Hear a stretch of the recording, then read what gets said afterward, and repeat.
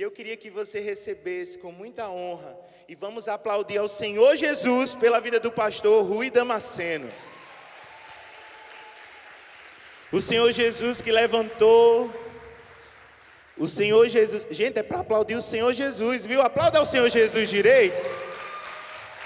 É Jesus. Jesus que ainda levanta homens de Deus nessa terra. E pastor, é muito bom ter o Senhor aqui conosco. Vamos levantar as mãos aqui e orar pela vida dele? Senhor Jesus, colocamos a vida do pastor Rui em tuas mãos. Te agradecemos pelo seu coração disponível para estar aqui conosco, né, entregando a palavra, Senhor, e consagramos tudo a Ti. Nós te agradecemos pela Tua presença. E te pedimos, Pai, fala conosco, desperta-nos, move-nos a partir da Tua palavra, tudo que o Senhor tem para nós, ajuda-nos, por favor, Senhor, precisamos mais de Ti, e só Tua palavra para trazer vida. Abençoa o Teu servo, Senhor, que ele seja agora instrumento em Tuas mãos, mas acima de tudo, Senhor, como filhos aqui, estamos desesperados pela Tua palavra. Fala conosco, Senhor, nós precisamos, em nome de Jesus, amém. Deus abençoe. Amém. Graça e paz.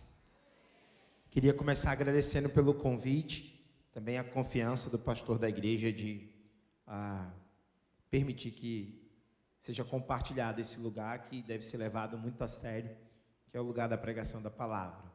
Sou muito feliz de estar aqui com vocês. Eu sou Rui Damasceno, eu sou missionário de uma agência missionária chamada Luz em Ação, que é uma agência missionária que trabalha produzindo conteúdo cinematográfico para um mundo missionário transcultural, principalmente entre povos não alcançados.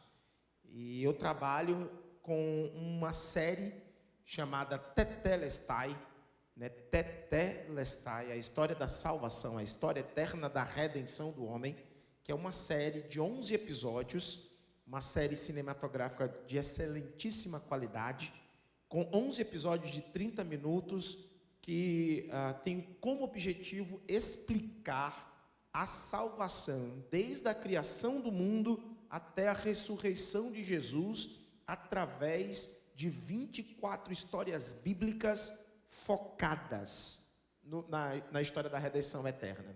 É um material muito importante, já foi traduzido para 16 línguas diferentes no mundo, entre elas as línguas do mundo árabe, do mundo muçulmano, né, dos países mais perseguidos, que é o nosso foco, e eu trabalho na parte de treinamento e capacitação para evangelização e plantação de igreja em lugares onde o evangelho ainda não é expressivo, no sertão do Brasil, né, no sertão do Nordeste e principalmente, né, nosso objetivo, meu em particular, da minha família, para o ocidente africano, né? Guiné-Bissau, Senegal, Guiné-Conakry, Cabo Verde, os países mais próximos ali do país da Guiné-Bissau. E, com a graça de Deus, tenho trabalhado assim já há algum tempo. Eu sou pastor também, e sou pastor batista, e também sou, hoje, né, não mais tanto quanto antes, mas eu sou professor de Sociologia e Filosofia. Né? Essa foi meu primeiro campo missionário, né? Meu primeiro campo de evangelismo depois de casado, foi a profissão, o exercício da Sociologia e da Filosofia. Né? E o Senhor tem me ajudado, tem me guiado aí nesse caminho. Né? Sou casado, né? Trouxe ali a minha esposa para todo mundo ver como eu sou bem casado, né? Uma pessoa muito linda. Ela está ali, bem quietinha, porque ela, né? Mostrar muita coisa bonita assim, né? Eu costumo dizer que eu ando com a glória de Deus segurando na minha mão, né? A graça também, que eu não merecia tanto, né? Mas o Senhor foi generoso comigo. Sou casado com Ariel, essa moça que está ali. Pelo menos dê um tchau, amor, assim. Ali, mais alto assim, aí, muito bem. Eu tenho 2 filhos, o Pedro Azaf, com 14 anos, e eu tenho uma garota chamada Zoe Marie, com 10 anos, vai fazer 11 agora no próximo mês. Né? Nossa família tem caminhado com Jesus no ministério já há alguns anos. Na verdade, desde que a nossa família se formou, que ela está no ministério. E eu espero que hoje à noite a gente possa compartilhar um pouco da alegria da pregação do Evangelho com vocês. Amém? Abra sua Bíblia em Romanos, capítulo 6. Romanos, capítulo 6, versículo 20 ao 23.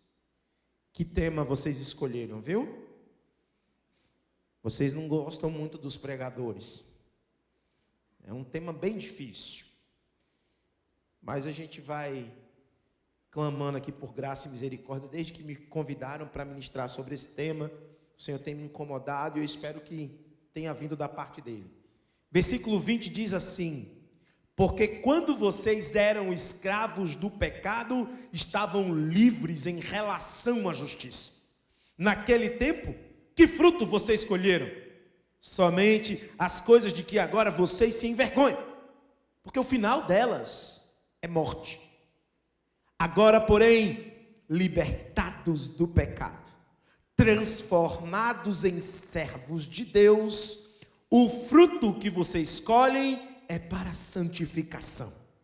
E o fim, neste caso, é a vida eterna. Aleluia. Porque o salário do pecado é a morte. Mas o dom gratuito de Deus é a vida eterna em Cristo Jesus, nosso Senhor. Amém. Senhor Deus Todo-Poderoso, o dono da eternidade, o Criador do conceito, o Criador da palavra, o Criador dos seres finitos depois do pecado. Nós te pedimos e clamamos que nesse momento o Senhor continue falando conosco.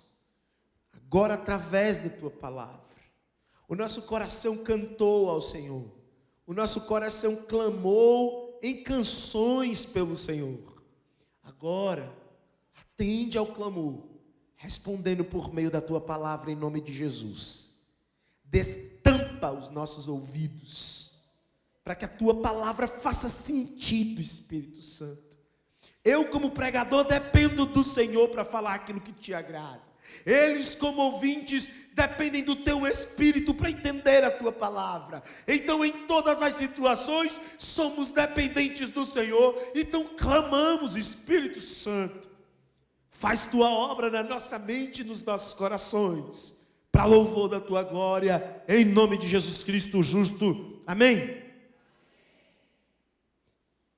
O texto de hoje nos faz refletir sobre a eternidade.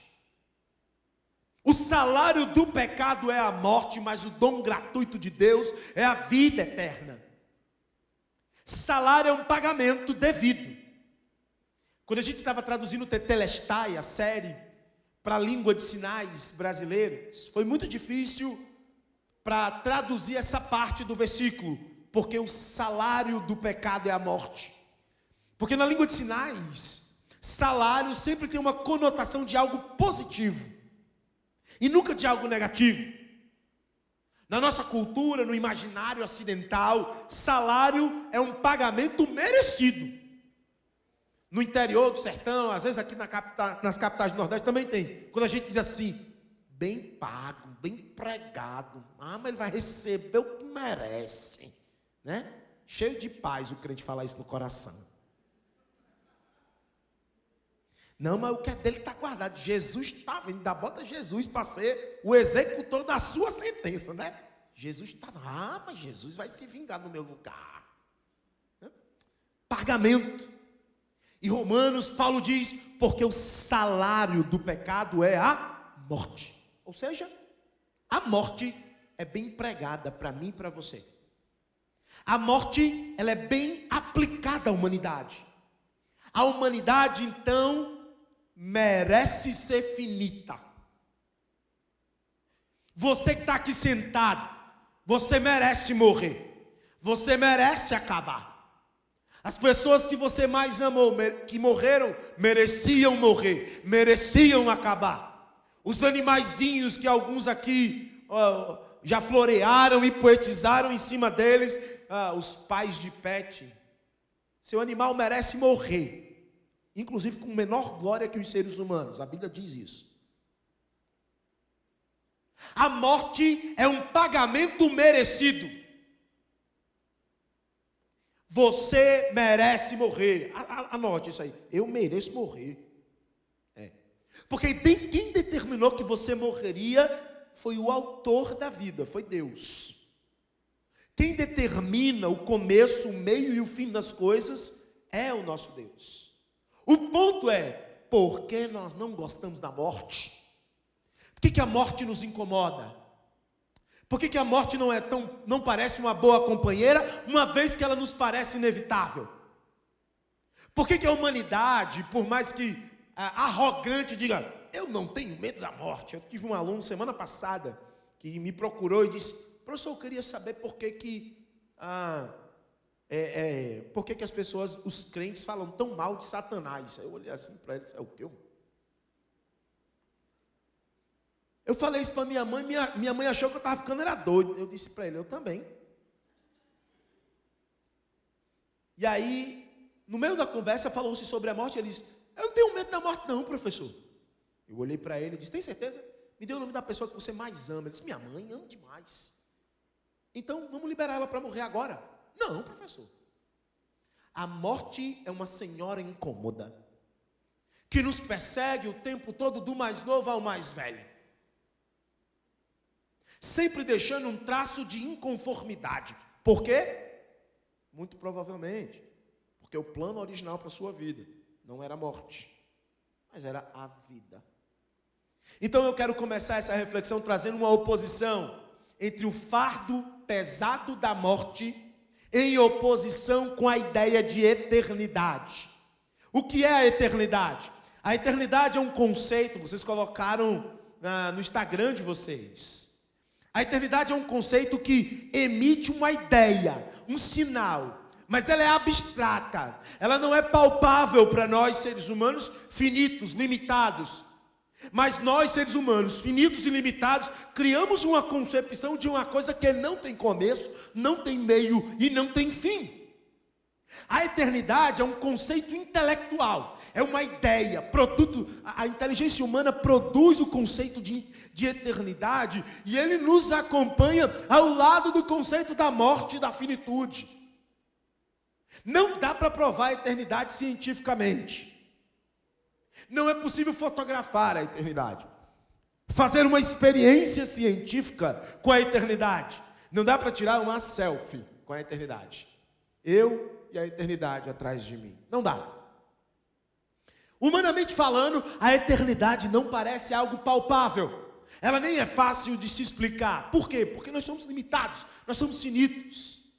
Eu quero que você lembre aqui comigo, vamos ali para o texto de o texto de Eclesiastes, comigo, por gentileza. Eclesiastes capítulo 3. Olha que coisa interessante que Salomão tenta comunicar para nós a respeito dessa coisa da eternidade. Olha o que é o tempo para nós. Há um momento certo para tudo. Há um tempo para cada atividade debaixo do céu. Há tempo de nascer, tempo de morrer, tempo de plantar, tempo de colher. Há tempo de matar, há tempo de curar, há tempo de derrubar, há tempo de construir, tempo de chorar, tempo de rir, tempo de se entristecer e tempo de dançar. Há tempo de espalhar pedras, há tempo de juntá-las, tempo de abraçar e tempo de se afastar, tempo de procurar e tempo de deixar de buscar, tempo de guardar, tempo de jogar fora, tempo de rasgar, tempo de remendar ou de costurar, tempo de calar, tempo de falar, tempo de amar, tempo de odiar, tempo de guerra, tempo de paz. O que as pessoas ganham com tanto trabalho árduo? Pergunta o sábio. E no entanto, Deus fez tudo apropriado para o seu devido tempo. Ele colocou o senso de eternidade no coração humano, mas mesmo assim, ninguém é capaz de entender toda a obra de Deus do começo ao fim. A eternidade é um presente de Deus semeado no coração de homens que não entendem o que é a eternidade. E o sábio aqui olha para nós e diz: você, nem com todo o tempo que você tem, jamais conseguirá entender tudo que Deus faz, do começo ao fim. João apresenta ele como o alfa e o ômega. A cultura hebraica é uma cultura antiga, lá do Oriente Médio, um dos primeiros povos existentes sobre a face da terra. E ela tinha uma perspectiva diferenciada, porque os orientais pensam o tempo diferente de você e de mim. A eternidade é uma noção angustiante para nós, porque ela contraria as nossas expectativas temporais. Quem já se pegou dizendo assim, hoje eu tenho muita coisa para fazer e pouco tempo para encaixar, mas tem que dar tempo. Tem que dar tempo. Ou, caramba, passei a semana toda, não vi mamãe.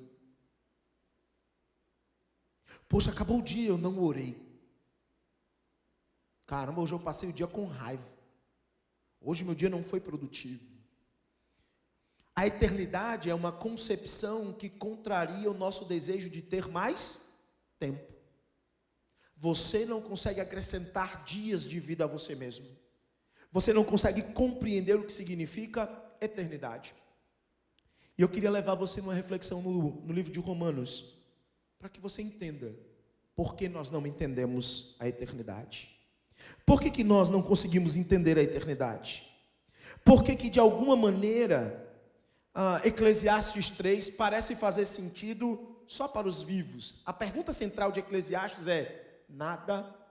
a afirmação central de Eclesiastes é: nada faz sentido debaixo do sol. Essa é a primeira grande afirmação de Eclesiastes. A segunda grande afirmação de Eclesiastes é: tudo faz sentido debaixo do sol, segundo os propósitos de Deus. Segundo os propósitos dos homens, nada faz sentido. Segundo os propósitos da humanidade, nada faz sentido. A eternidade, na verdade, é um indicativo da nossa curiosidade. Para que serve o homem pensar na eternidade? Vamos fazer uma breve retrospectiva histórica. Pense comigo como os indígenas brasileiros costumavam enterrar os seus mortos na posição fetal, na esperança de que eles voltassem a nascer.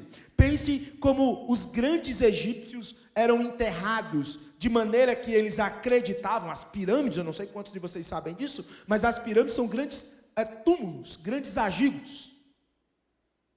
Porque eles acreditavam que eles voltariam, por isso eles mumificavam. Os presbiterianos têm uma crença curiosa, alguns deles dizem que não é correto cremar o corpo, porque eles estão na esperança da ressurreição. Curioso essa expectativa, não são todos, mas muitos que eu conheço creem nisso. Existem muitos que estão aí pensando sobre a continuidade da vida. Olha só que interessante, o espiritismo, reencarnação, o budismo, o hinduísmo, as muitas vidas, a vida nunca termina. Alguns judeus do tempo de Jesus entendiam que quando a Bíblia se referia à vida eterna, estava se referindo às próximas gerações da sua família. E você seria eterno por causa das próximas gerações da sua família. Veja como a gente não entende direito a eternidade. Então, por que a eternidade existe? Por que nós temos o conceito de eternidade, se a gente não consegue entendê-lo da forma devida? O que está acontecendo conosco? Lembre-se de Gênesis capítulo 1. Deus cria o homem e sopra em suas narinas o fôlego de vida. E diz o texto bíblico, Deus tornou o homem alma vivente. Alguns capítulos depois, Adão e Eva pecam. E Deus tinha dito, não comam, porque senão certamente morrerás.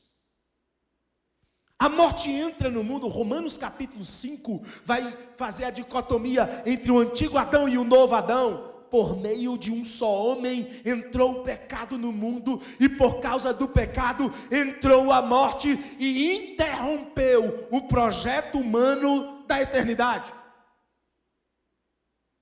Depois da queda, o homem continuou com aquela mensagem plantada no coração do homem por Deus. Há um sentido de eternidade, e o homem começa a buscar essa eternidade, o homem começa a buscar essa vida, e ele vai criando várias estratégias religiosas.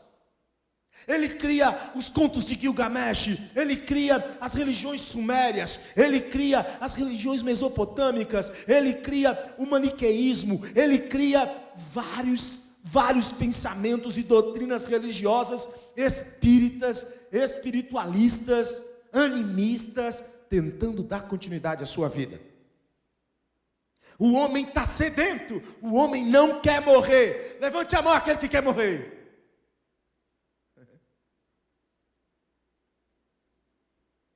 O homem não gosta do fim da vida, o homem está sedento. Paulo, em Atos capítulo 17, diz que o homem está procurando a fonte da vida, meio que tateando, que quem sabe assim possa encontrá-lo. A eternidade é um tema que Satanás trata com profunda perturbação. Satanás deseja que você não entenda a eternidade, que você que vem para a igreja religiosamente nos dias de seu culto, se esqueça que a eternidade é real. Satanás deseja que os homens sedentos em suas festas e prazeres pagãos se esqueçam que existe a eternidade e a troquem por alguns minutos de prazer. Satanás está perturbadíssimo com a eternidade, porque a eternidade dele é destruição e sofrimento eterno.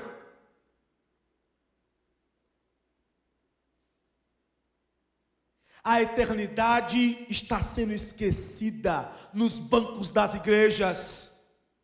A canção Porque Ele Vive, Posso Crer no Amanhã, ela é ad eterno, ela é infinita, ela tem que fazer você pensar que porque Ele vive, posso crer na eternidade.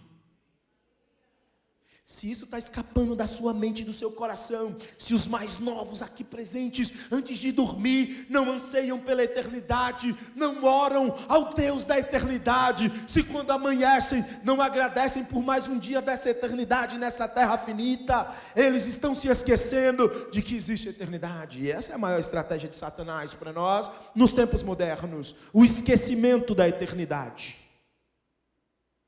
E é por isso que eu quero trazer a mensagem de hoje com a seguinte lição: a eternidade de Cristo é a esperança eterna contra a morte causada pelo pecado. Eu quero que você anote, se você foi embora hoje e não lembrar de muito do que eu falei, lembre-se disso. Cristo conquistou para nós um presente gratuito que nos foi dado no lugar de um pagamento merecido, no lugar da morte que você tinha que pagar ou que receber como pagamento por você. Jesus lhe deu gratuitamente a vida eterna, amém?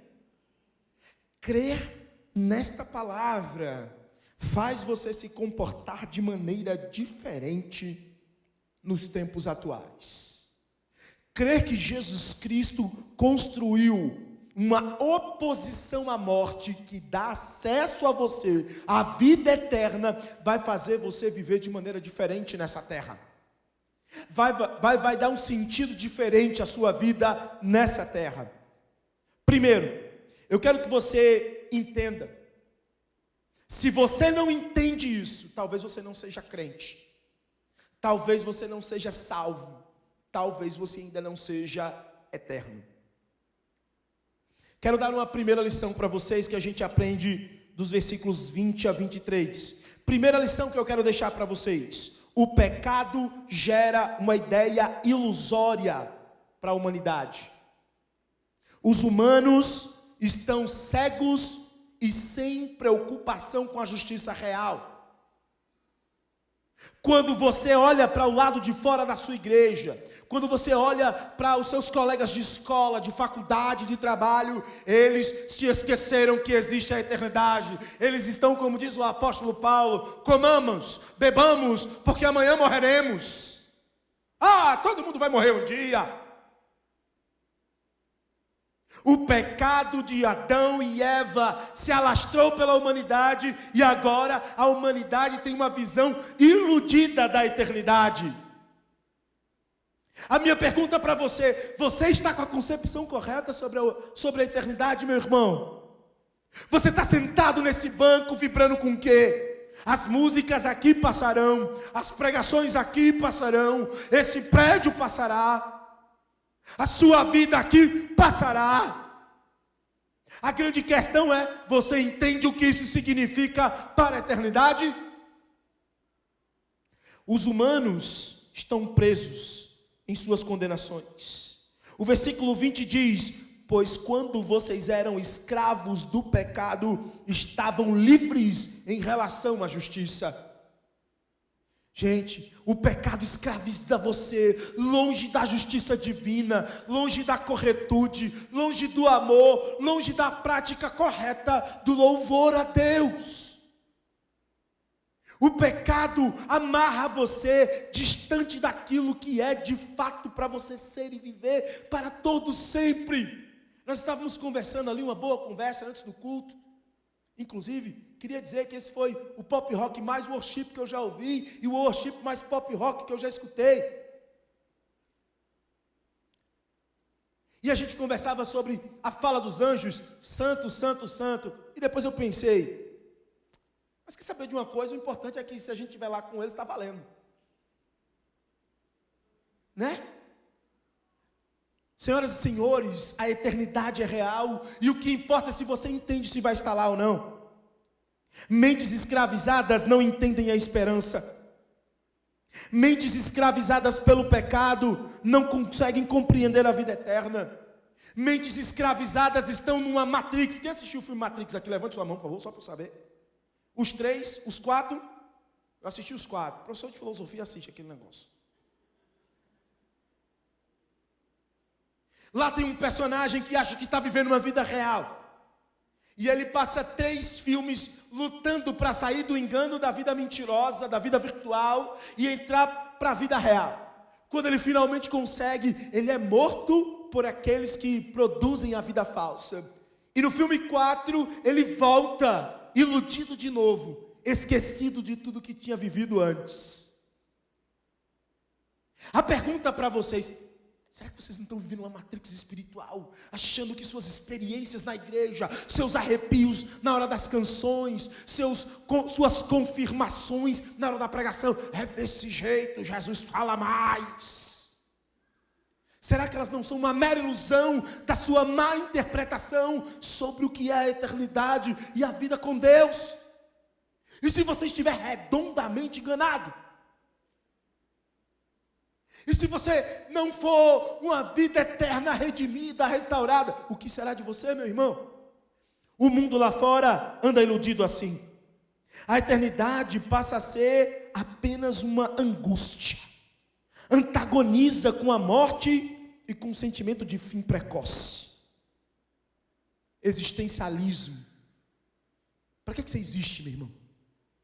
Gente, eu sou de uma geração que assistiu o Rambo, velho.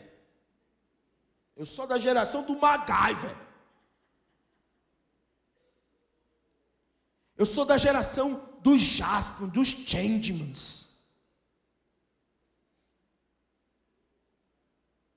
Quando eu era criança, eu pegava um pedaço de pau e eu ia fazer o canivete do MacGyver para resolver todos os problemas do universo, com um canivete, um pedaço de fio e um chiclete para fazer uma bomba.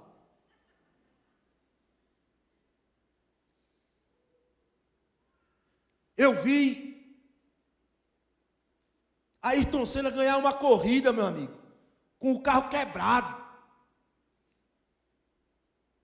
Eu ouvia o narrador, o Galvão Bueno, gritando: Ayrton Senna no Brasil. Eu vi a seleção de 94 espalhar uma faixa e dizer: Ayrton, esse tetra é nosso. Eu assisti. Eu chorei a morte do Ayrton Senna com 10 anos de idade. Sou velho. Eu sou de uma geração, eu não sabia e ainda não sei jogar bola direito. Mas na Copa de 94 tinha um cara chamado Dunga, que era um perna de pau. Mas o bicho tava moral em campo. Cabelo arrepiado, gritava com todo mundo, brigava com todo mundo, arrancava os fatos e fazia o time jogar. Time mediano, time de 94. Aí eu ia para a rua para jogar bola no paralelepípedo, também chamado de arranca-cabeça de dedo. Eu botava gel na minha cabeça e tinha os caras que sabiam jogar bola e eles queriam imitar o Romário, o Bebeto. Eu queria imitar o Dunga, que era mais fácil, era só gritar e dar porrada. E botar moral no time. Mas eu queria imitar alguém, entende? Eu tinha uma estiga para ser aquilo, para fazer aquilo, e depois eu fui me aproximando cada vez mais do Evangelho, e eu ouvi as histórias dos apóstolos. A primeira grande história que eu ouvi na Bíblia foi a história de Isaías, Misaías e Ananias, e Azarias, na fornalha de fogo ardente, também conhecidos como Sadraque, Mesaque e Abednego, seus nomes babilônicos. E eu me lembro até hoje, com 6 anos de idade, ouvindo a seguinte expressão: se o Senhor é Deus, Ele nos livrará, e Ele continuará sendo Deus. Se Ele não nos livrar, Ele continua sendo Deus. E foi a primeira vez que eu entendi que valia a pena morrer por Deus. Esses dias, eu estava olhando meu filho de 14 anos, uma postura meio apática, meio molenga. Eu olhei para ele: toma atento, meu irmão. Se liga que o teu Jesus, para carregar uma cruz, ele fazia calistenia da época. Se liga que o teu Jesus, o que tu diz que crê e que tu se batizou, ele deu a vida dele por você. Entenda qual é o peso disso, meu filho. Você não está aqui para imitar o vento. Você não está aqui para viver a eternidade como se a eternidade fosse uma mentira. Te levanta. Por isso Paulo diz: desperta tu que dormes e Cristo te iluminará. A eternidade não é uma ilusão. Vocês precisam acordar, essas crianças precisam acordar. A eternidade não é uma ilusão, ela é real. A eternidade é um atributo comunicável de Deus, para que você entenda que a vida não tem fim. Nele a vida continua para sempre. Acorda! A eternidade é real. Mas o pecado te escraviza, e você não vai entender que você não tem contato com a justiça, com a beleza e com a verdade da eternidade. Você quer viver assim, irmão? Primeira lição, então, é: a eternidade é real e não uma ilusão. Segunda lição: essa ilusão que vocês estão vivendo, ou que o nosso mundo está vivendo, faz você mergulhar numa vida preguiçosa, faz você mergulhar numa vida baseada nos seus prazeres. Vocês querem ser o quê? Estamos vivendo uma crise institucional de liderança, jovens fracos, omissos, homens e mulheres fracos e omissos, uma geração que não tem mais coragem de anunciar o seu herói, o seu verdadeiro herói. Vocês estão envoltos na cultura do prazer e da satisfação pessoal, onde o teu eu é mais importante do que qualquer coisa. E se tu está vivendo assim, tu é um iludido. Tu está querendo fazer faculdade para você, tu está querendo arrumar um emprego para você mesmo. Os pais estão querendo que seus filhos sejam bem-sucedidos. Filho bem-sucedido de crente é filho missionário, é filho pastor, é filho evangelista. Treina teu filho para anunciar essa eternidade não como uma ilusão, mas sim como uma verdade. Você precisa se engajar nisso. A igreja precisa se engajar na verdade da eternidade, tal qual ela merece ser tratada, como uma verdade absoluta e não relativa. Você sabe por quê? Por causa do pecado. Se você não entende a eternidade, seus frutos são vergonha e morte. Segunda lição, preste atenção. Sem a eternidade, os frutos que a humanidade colhe são vergonha e morte. Na primeira lição, eu faço questão de deixar claro que os homens estão separados da eternidade e vivem uma ilusão. E por causa dessa ilusão a respeito da eternidade, os homens estão colhendo vergonha e morte. Olha o que diz o versículo 21, perdão. Naquele tempo, que frutos vocês escolheram? Eu vou ler a partir do 21 para a gente não perder o raciocínio, do 20. Porque quando vocês eram escravos do pecado, estavam livres em relação à justiça. Naquele tempo em que vocês eram livres da justiça e escravos do pecado, que frutos vocês escolhiam? Quais são os frutos que você tem para colher quando você não entende a eternidade? Paulo responde: somente as coisas de que agora vocês se envergonham, e o fim delas é a morte. Gente, deixa eu dizer uma coisa para vocês, Paulo está escrevendo para crentes. Então ele está dizendo assim: agora vocês já entendem, não entendem a eternidade? Agora lembra aquele tempo que vocês não entendiam a eternidade? Naquele tempo que vocês não entendiam a eternidade, vocês praticavam coisas que hoje vocês têm vergonha. E por que vocês têm vergonha? Porque o final dessas coisas é a morte. Amém? Gente, olhe para a humanidade ao seu redor. Imoralidade, prostituição, pornografia, aborto, violência, hipocrisia, roubo, falsa religiosidade, pastores mentirosos, igreja hipócrita, adultérios, vitupério, preguiça, moleza, homens e mulheres desgastados da verdade, cansados de lutar, como pode? O apóstolo Paulo disse: olha, Senhor, é melhor estar contigo, mas já que tem muita gente aqui para ainda ouvir, eu não sei, talvez seja melhor ficar por aqui para continuar pregando. Meu irmão, a eternidade deve construir em você coragem, vigor, ânimo e não vergonha, apatia. Não trate a eternidade de Cristo como um ato vergonhoso, isso é abominável. Gente, vocês creem numa verdade? Vocês creem que a eternidade é real, que o céu vai ser inaugurado, que Cristo há de voltar e restaurar todas as coisas? É isso que nós cremos.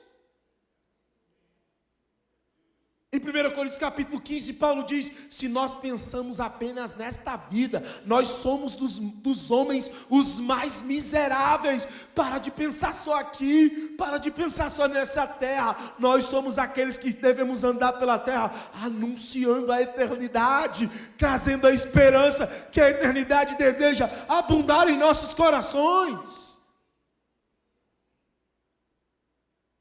As guerras, os assassinatos, as violações, as pragas. Deparar-se com isso é o contrário da vida. Eu nem sei o que é que vocês fazem em casa. Eu nem sei o que vocês vivem na casa de vocês, na escola de vocês, na faculdade de vocês, no trabalho de vocês. Eu vou piorar um pouquinho, na mente de vocês, eu não sei. Quais são os pecados que então, com força, assediam a sua mente e o seu coração. Mas deixa eu te dizer uma coisa: se você crê na eternidade correta, saia da vida vergonhosa. Eles estão negando, gente, que a homossexualidade é vergonhosa. Eu fui candidato a pastor em uma igreja em Natal. Comecei a pregar nessa igreja, porque ela estava sem pastor, e a equipe que estava procurando um pastor chegou para mim e disse assim: pastor, agora assim, o senhor prega muito sobre o quê? Qual é o seu tema mais comum de pregar? Eu respondi assim: os que estão na Bíblia. Não, mas assim, sua abordagem qual é? É uma abordagem bíblica. Assim, se está escrito aquilo, eu digo aquilo. Não, eu queria pedir se é possível o senhor evitar tocar em temas sensíveis. Eu disse, qual é o tema sensível, irmão? Qual é o tema sensível? Que eu não posso tocar. Eu vou pregar por certo com um talho de manteiga na minha frente? Que eu não posso tocar na manteiga? Não, irmão, é porque a gente tem alguns irmãos na área da homossexualidade que estão travando uma batalha. Não se preocupe, não. Eu vou pregar sobre isso, que é para eles se converterem. Ou para eles lutarem contra o pecado deles, de acordo com o que a Bíblia orienta. Que conversa é essa, rapaz? Que conversa é essa? Pecado é pecado, aqui em qualquer lugar do mundo, em qualquer cultura do mundo. Quer você goste, quer não. E se a Bíblia tiver, se o texto que eu estiver tratando estiver falando do seu pecado, eu vou falar. E se a carapuça servir, ore desesperadamente pedindo para que o Espírito Santo te corrija, porque é para isso que serve a palavra, para ela te redarguir, para ela te orientar, para ela te corrigir. Você precisa ouvir que você é um crente preguiçoso, anêmico, fraco e que não acredita na eternidade como ela merece ser acreditada. Você está vindo para a igreja por mera religiosidade. Vai bocejar em casa. Aqui é lugar para ficar acordado. Daqui o Espírito Santo pode operar um milagre na tua vida e rachar o teu caráter pecaminoso em outro. Um que entre na eternidade, feito à semelhança do Cristo. Deixa as coisas que te envergonham para trás. Porque as coisas que te envergonham, o fruto delas é a morte.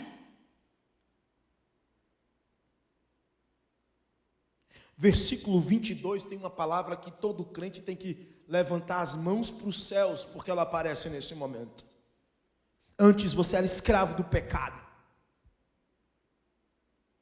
Crentes vão ficar com medo muitas vezes. Não fique não, essa palavra não é para você ficar com medo não. Essa palavra é para você ficar temente ao Senhor. Quem tem que ter medo disso? Eu estava conversando com a minha esposa de lá para cá ontem, quando a gente estava vindo, e aí eu fiz a seguinte ilustração conversando com ela. Imagine você, um ser humano, que sabe de toda a verdade das Escrituras, que sabe quem é Deus, que sabe quem é a obra de Jesus Cristo, que sabe que Satanás é real, que o inferno é real, mas ele não tem o Espírito Santo. É só um exemplo hipotético. Imagine um ser humano que sabe de tudo isso.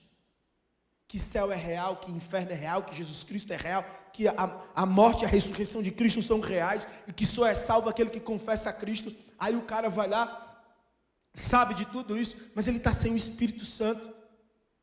E aí ele sabe que está sem o Espírito Santo, e ele sabe que não pode ser convencido do pecado dele sem o Espírito Santo. Aí ele olha para Deus, Deus, eu sei que você é real, eu sei que existe céu, que existe inferno, eu sei que Jesus Cristo morreu para que todo aquele que nele crê não pereça, mas tenha a vida eterna. Eu sei que o Espírito Santo nos convence da morte, do juízo e da justiça, do pecado. Eu sei de tudo isso, Deus. Mas eu não tenho o Espírito Santo, então eu não vou me converter. Esse cara precisa ter medo. Esse cara precisa ter medo. Você precisa ter medo se você não é crente. Mas no final dessa pregação eu tenho uma boa notícia para você que não é crente. A boa notícia vem a partir de agora do versículo 22. A nossa terceira lição. A terceira lição diz: Jesus nos liberta da escravidão do pecado e da morte. Jesus nos liberta da escravidão do pecado e da morte. Se você está aqui e ainda não entregou sua vida para Cristo, Ele está aqui nessa noite dizendo: eu estou te chamando para viver livre de tudo que te envergonha, de tudo que gera morte, porque eu quero te dar a vida.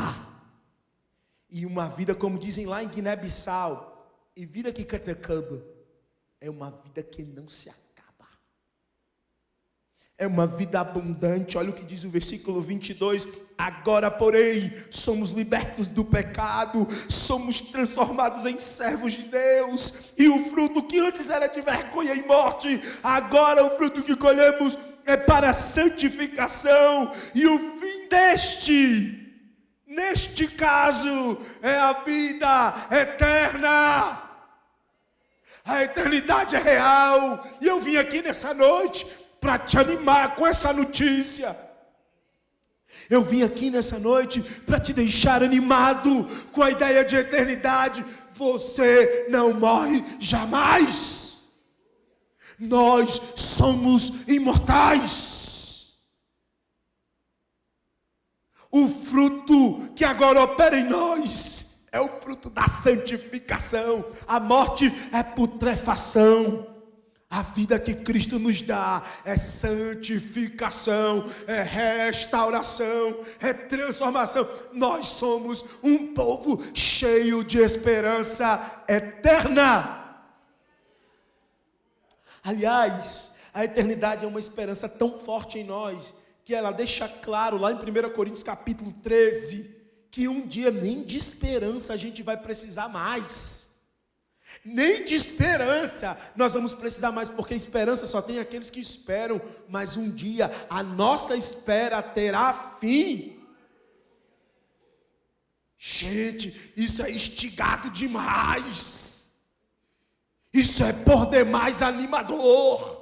Isso é por demais encorajador. Nós somos o povo que anda sobre a terra, contrariando o maior medo da humanidade.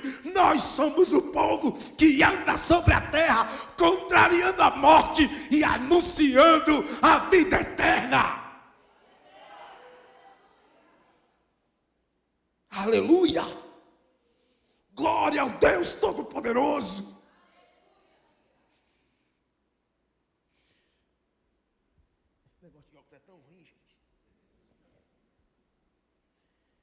Jesus nos liberta da escravidão do pecado. Ele nos liberta da morte. E Ele restaura a esperança da vida eterna. Ele nos deixa cheios da esperança. Olha o que diz o capítulo 8. Já não há mais nenhuma condenação. Aleluia. Gente, que isso. E nada, olha Paulo continuando, peraí que não acabou não. Aí ele continua, e não há nada, nem na morte, nem na vida, nem coisas desse mundo, nem de outro mundo, nem do passado, nem do presente, nem do futuro. Nada pode me separar do amor de Deus que está em Jesus Cristo, nosso Senhor.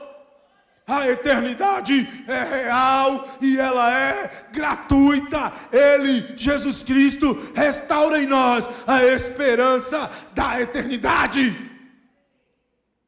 Aleluia. Por meio de Cristo, recebemos o dom da vida. Por meio de Cristo, aprendemos a contrariar a morte.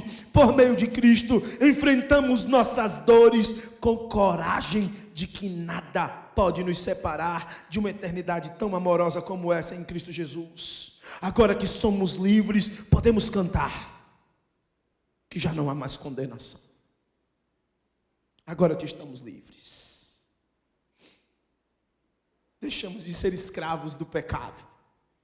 A minha esposa perguntou assim: você se sente escravo de Deus? Aí eu respondi para ela assim, eu tinha que responder certo, que é a esposa da pessoa, né? Então tem que dar a resposta certa, que ela está perguntando se ela está querendo, pode ser que, né? Aí eu fui lá e pensei assim, que Paulo diria? Aí o Espírito Santo disse, deixa ser metido, você quer responder igual o Paulo? Aí eu pensei no texto bíblico, né? Eu vou dar uma coisa para vocês, viu, maridos? Conto de casal aqui, parentes em conto de casal. Quando estiver discutindo com sua esposa, sempre responda com um texto bíblico. Acaba a confusão, é sério? Você pergunta assim, em seus passos o que faria Jesus? Está muito certo. Aí eu respondi assim para ela. É igual o que Paulo falou.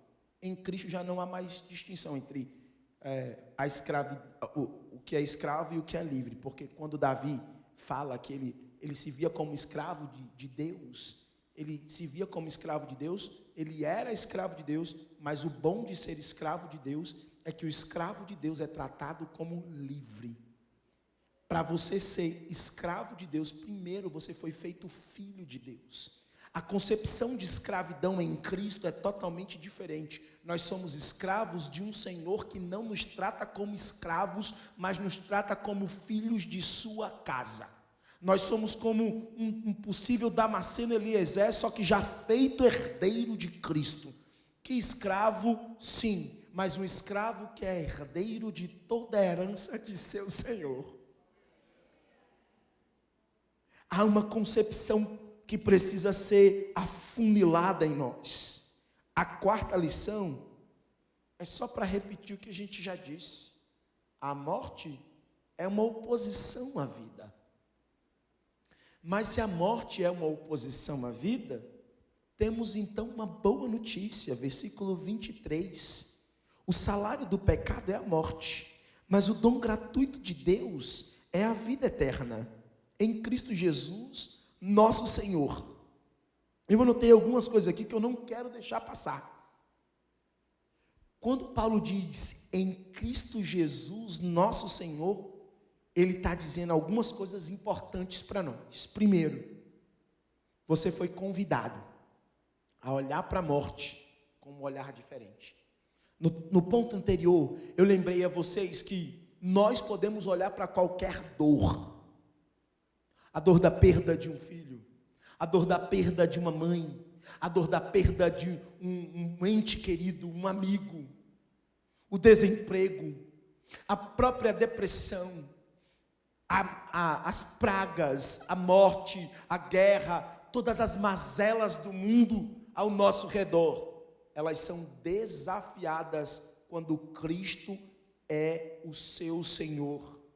Quando você entrega a sua vida para Cristo, nós entendemos que a eternidade é alcançável, compreensível. A vida de Cristo contraria a morte, e assim a ressurreição é aquilo que nos garante que a morte foi derrotada. Eu estava conversando também com a minha esposa. Viajar é muito bom com a esposa da pessoa, que a pessoa revisa a pregação todinha. E a gente no caminho estava pensando assim, e eu pensando, e aí ela perguntou alguma coisa sobre a morte, e aí eu falei assim, não é que a gente simplesmente vence a morte. A morte, ela é derrotada. A finitude dos tempos é engolida pela eternidade. Quando Cristo morre e ao terceiro dia ressuscita, Ele não ressuscita da mesma maneira que Ele ressuscitou a Lázaro. Não é isso que acontece.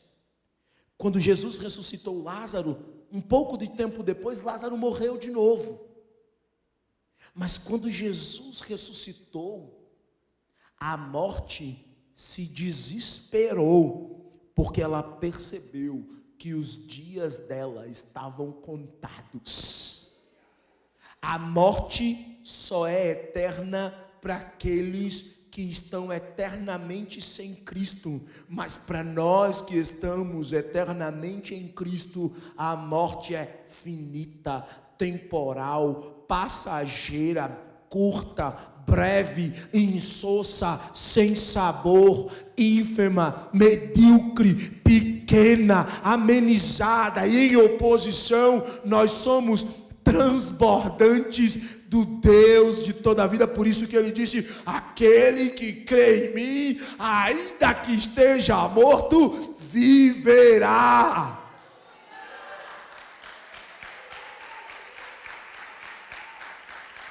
Por isso, o apóstolo Paulo, em Efésios capítulo 2, diz, antes nós estávamos mortos, antes nós estávamos mortos, mas o Cordeiro que nos dá a vida, antes da fundação do mundo, decidiu nos resgatar e nos transportou do reino da morte, do reino das trevas, e nos transplantou direto para o reino do Filho do seu amor, e agora nós temos contato direto com a eternidade.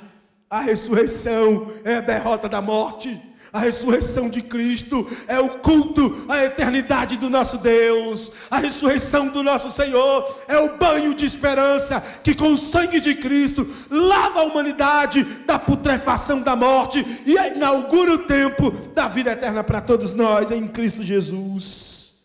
Em 1 Coríntios capítulo 15, Paulo disse: se Cristo não ressuscitou, a nossa fé é vã, inútil.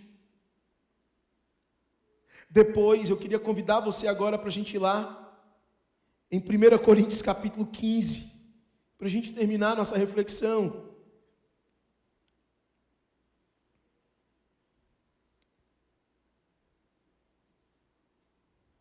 A morte virou um pagamento dispensado, gente.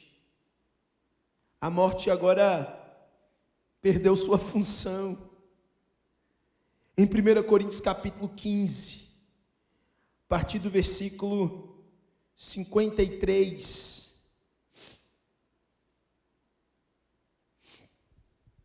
Vamos ler, gente, olha o que está aí escrito nesse texto, olha aí. Preste atenção no que eu estou dizendo, nas palavras do apóstolo Paulo. Pois o nosso corpo mortal precisa ser transformado em corpo imortal. Então, quando o nosso corpo mortal tiver sido transformado em corpo imortal, se cumprirá a passagem das Escrituras que diz, o que é que diz? Tragada foi a morte, derrotada foi a morte, aniquilada foi a morte, deixada no esquecimento. Paulo continua: a morte foi engolida na vitória. A morte, versículo 55, olha o que diz: ó morte, onde está a tua vitória? Ó morte, onde está a tua arma? O pecado é a arma da morte, que nos fere. É a lei e que torna o nosso pecado ainda mais forte. Mas o versículo 57 diz assim, ó: mas, porém, todavia, entretanto, independente do pecado ser a arma da morte, independente da morte ainda existir, graças a Deus que nos dá vitória sobre o pecado, sobre a morte, por meio de nosso Senhor Jesus Cristo. A morte foi derrotada. A eternidade é real. Aleluia. E aí vem a quinta lição. Se tudo isso é real, vou fazer a revisão para vocês. Número 1, o pecado nos escraviza e embaça a nossa visão sobre a eternidade. Número 2,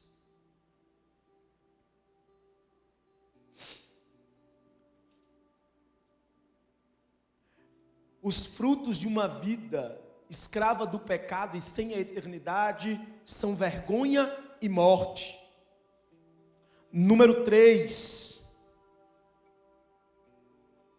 apesar do pecado nos escravizar, da morte embaçar a nossa visão sobre a eternidade, apesar da vergonha e da morte serem frutos do pecado escravizante, Jesus nos liberta da escravidão, do pecado e da morte. Jesus restaura em nós a esperança da vida eterna. Número 4, a morte é uma oposição muito fraca. A morte não é o fim trágico, como diz alguns sábios no interior. O fim de todos é a morte. Epa! De todos não. Nem fim eu tenho. Quem dirá a morte? A morte é uma oposição fraca à vida eterna conquistada por Cristo em sua cruz. Paulo diz: tragada foi a morte, engolida foi a morte na vitória de Cristo na cruz do Calvário. Quando ele levantou da tumba, ele levantou deixando enrolada com seus panos a pobre coitada da morte.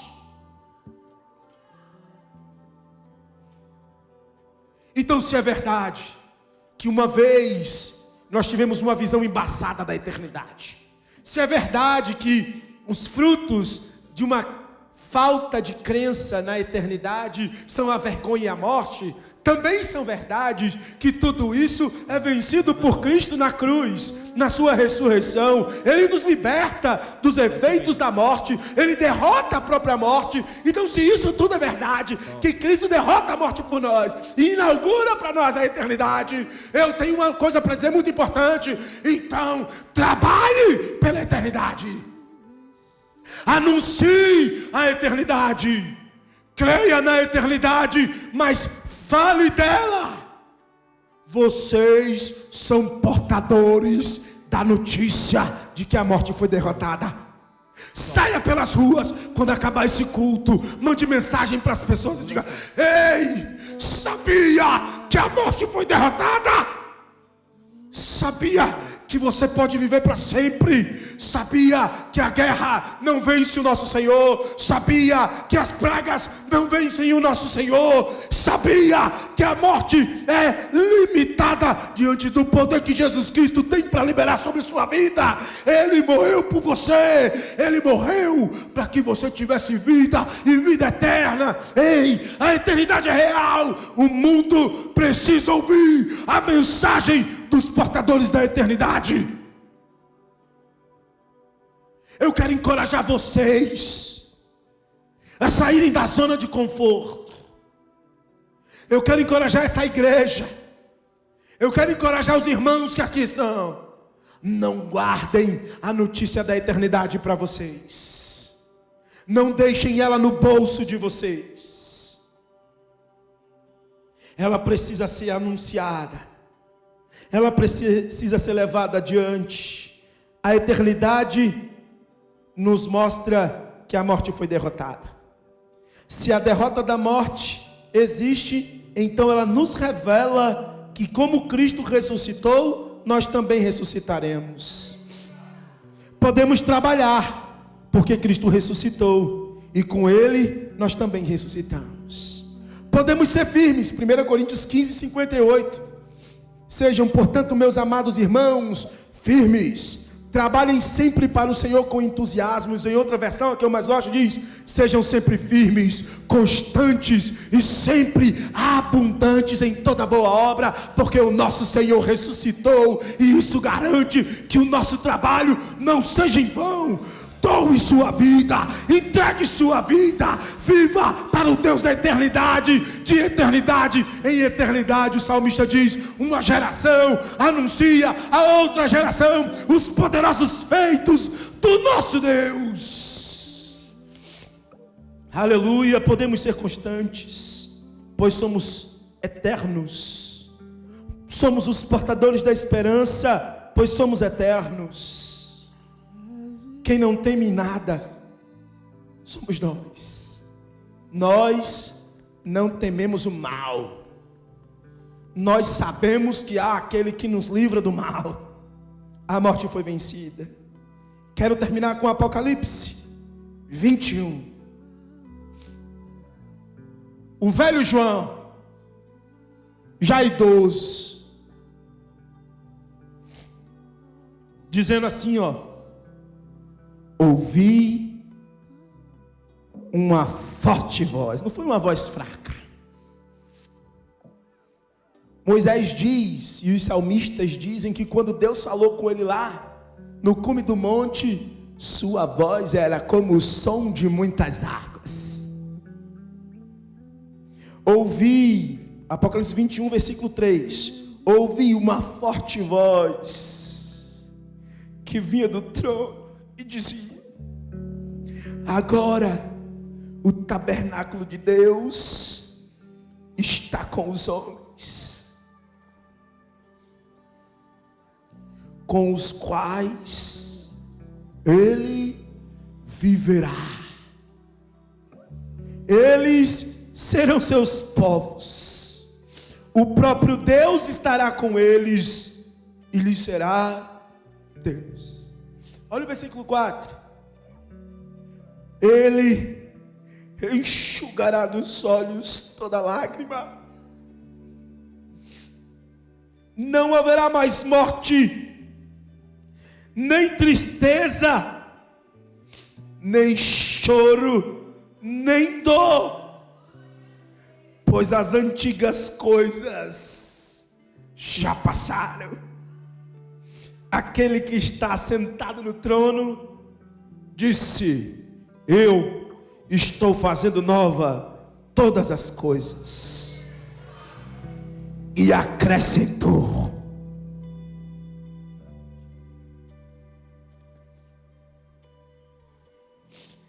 escreva isto, pois essas palavras são verdadeiras e dignas de toda confiança. É tudo verdade. E em nós habita uma certeza inabalável. Nós somos o povo que corta a morte ao meio, enquanto anuncia o Senhor da eternidade, que conquistou a eternidade para nós. Aleluia! Senhor Jesus, derrama essa crença nos corações que aqui estão. Jesus chama pastores aqui agora, chama missionários e missionárias, Senhor. Chama, Deus, anunciantes da vida eterna. Chama, Senhor. Chama pessoas. Senhor, vai com o teu Espírito agora e incomoda os corações. Senhor, fortalece o corpo, fortalece a mente, fortalece o espírito. Senhor, nos transforma em soldados da milícia eterna. Senhor, nos transforma, Pai. Vê aquele coral que diz que se abram os portais eternos para que entre o Rei da Glória, e que aqueles que perguntam: quem é esse Rei? Quem é esse Rei da Glória? Que nós possamos anunciar: é o Senhor, forte, poderoso em todas as batalhas, aquele que foi morto e ao terceiro dia reviveu. Ele está vivo. A sua palavra diz que Ele está vindo. Ele está vindo para nos buscar. A sua palavra diz que Ele vem cavalgando em seu cavalo, e agora não tem mais cruz em suas costas. Agora tem uma espada afiada, seus olhos como chama de fogo, seus pés como latão reluzente, em sua capa escrito: Rei dos Reis, Senhor dos Senhores. Ele é real.